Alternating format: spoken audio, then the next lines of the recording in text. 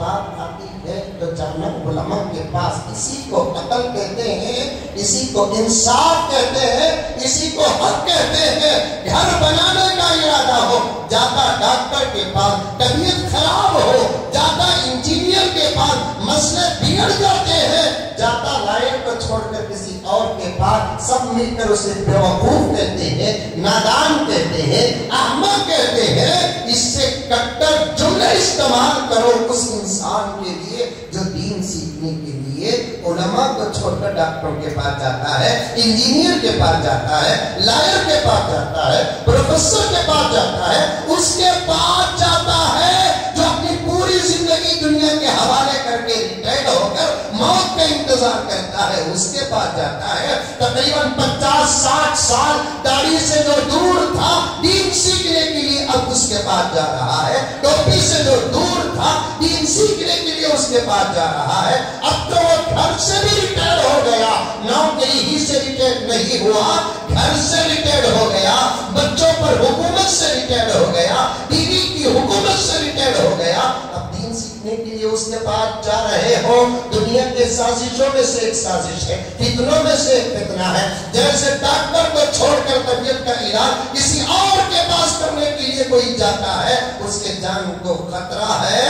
اسی طریقے سے دین سیکھنے کے لیے, قرآن سیکھنے کے لیے, قرآن سمجھنے کے لیے, حدیث سیکھنے کے لیے, حدیث سمجھنے کے لیے, فقہ سیکھنے کے لیے, فقہ سمجھنے کے لیے, حضرات صحابہ کے اجتہاد کو سمجھنے کے لیے, حضرات صحابہ کے اختلاف کو سمجھنے کے لیے, حضرات صحابہ کی محبتوں کو سمجھنے کے لیے ایک لفظ استعمال کروں گا, شاید آپ سمجھ نہیں سکیں گے. پھر کبھی حضرت مولانا مفتی صاحب, حضرت مولانا فیاض صاحب, حضرت مولانا یاسر صاحب, دیگر علماء میسور سے آپ پوچھ لینا. حضرت صحابہ کے مشاجرہ کو سمجھنے کے لیے آپ علماء کو چھوڑ کر کسی اور کے پاس جاؤ گے, جان کو خطرہ نہیں, ایمان کو خطرہ.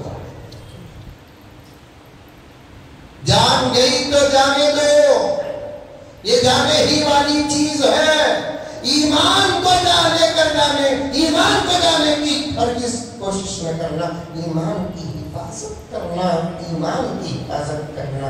انشاءاللہ کبھی علماء کرام, عظمت صحابہ, آپ کو کیا ضرورت ہے حضرات صحابہ کرام کی برائیاں, حضرات صحابہ کرام کی وہ باتیں جو ہماری عقل میں آتی نہیں ہے, حضرات صحابہ کرام کی وہ باتیں جس کو گہرائی میں اتر کر سمجھنے کی ضرورت ہے. سمجھے بغیر صحابہ کو برا بولنے کی آپ کو اجازت کیا ہے, صحابہ کو گالیاں دینے کی آپ کو اجازت کیا ہے, صحابہ پر تنقید کرنے کی آپ کو اجازت کیا ہے, صحابہ پر تبصرہ کرنے کی آپ کو کیا اجازت ہے. آقا نے گیٹ ڈال دیا, اگر تم کو کسی کی زندگیوں پہ بحث کرنا ہے میرے صحابہ کے باپ کی زندگیوں پر بحث کرو. اگر میرے صحابہ تک اگر بحث لے کر آؤ گے تم مجھے انکار کرنے والوں کے برابر ہو جاؤ. بڑی قریب میں نے جلسے میں بھی یہ حدیث پڑھی, جو صحابہ پر بحث کرتا ہے آقا نے کیا کہا. مختلف مواقع, مختلف موقعوں پر اللہ کے نبی نے تنبیہ فرمائی. ان میں سے ایک تنبیہ کیا ہے, جو صحابہ پر بحث کرتا ہے, اے میرے عاشقین اس کے ساتھ بیٹھ کر کھانا تک مت کھاؤ.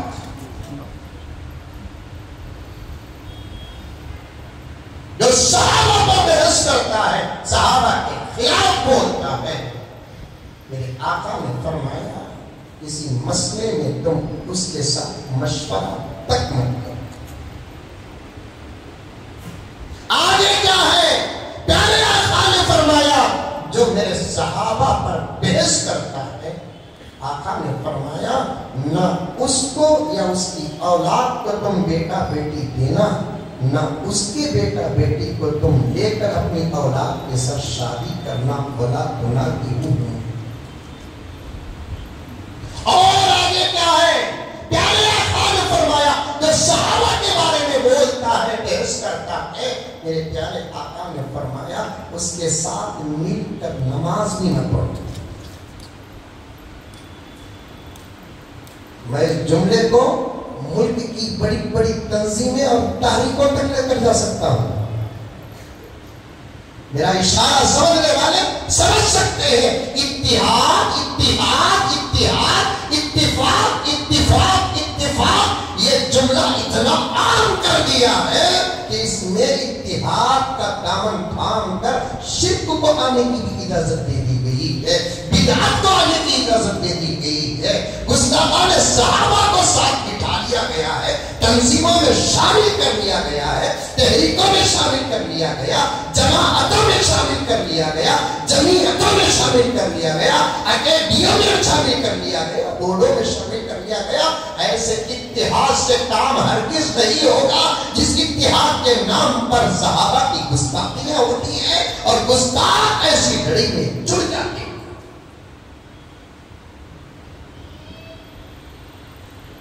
اتنی سخت بات آقا نے فرمایا.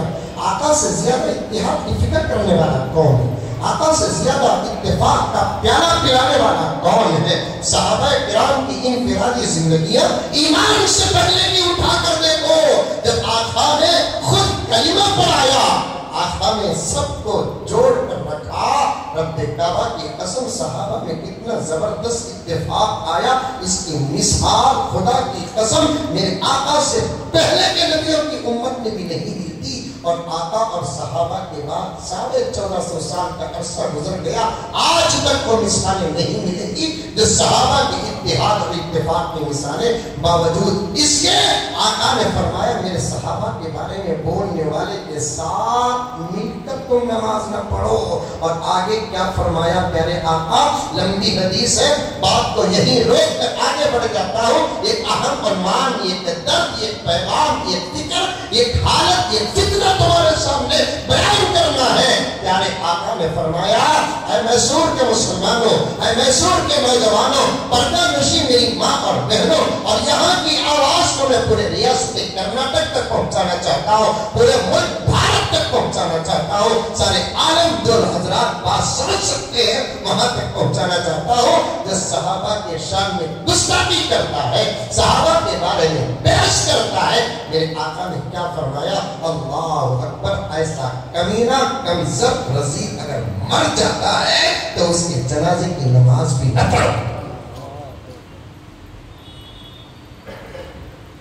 یہ تقریر نہیں, انداز نہیں, غصہ نہیں, جلال نہیں, پیغمبر کے الفاظ کا ترجمہ ہے جو آپ کے سامنے کر رہا ہوں. کتنے علماء بیٹھے ہیں, معمولی علماء نہیں ہے یہ ایک ان کا پہاڑ ہے, صبح سے شام تک کتابوں کے سمندر میں غرق ہونے والے یہ ہمارے بڑے ہیں. ان کے بیچ میں بیٹھ کر فرمان رسول کا ترجمہ کر رہا ہوں میں آپ کے سامنے. پیارو, جیسے ہم ہمارے باپ کے بارے میں کوئی بولتا چھوڑتے نہیں, ماں کے بارے میں کوئی بولتا چھوڑتے نہیں, لیڈر کے بارے میں کوئی بولتا چھوڑتا نہیں, ہم جس سے محبت اور پیار کرتے ہیں اس کے بارے میں کوئی بولتا چھوڑتے نہیں. جملہ توجہ سے سننا, جملہ توجہ سے سننا.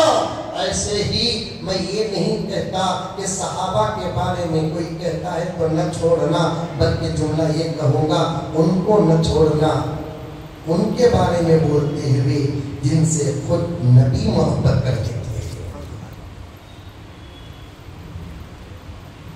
آئی بات سمجھ میں؟ یہ میری تقریر نہیں ہے, یہ حضرت قبلہ دامن برکاتہ کی تقریر کی کچھ وضاحتیں ہیں جو آپ کے سامنے کیا ہوں. ہم انشاءاللہ تعالی حضرت کی تقریر کو ہماری زندگی کا ایک حصہ بھی بنائیں گے اور ہمارے اپنے علماء کرام کا پورا ادب کریں گے انشاءاللہ. دوسری بات, 3 باتیں ہو یا نہیں, اس میں سے دوسری بات, آج کل مزاج سننے کا ہو گیا, عمل کا نہیں.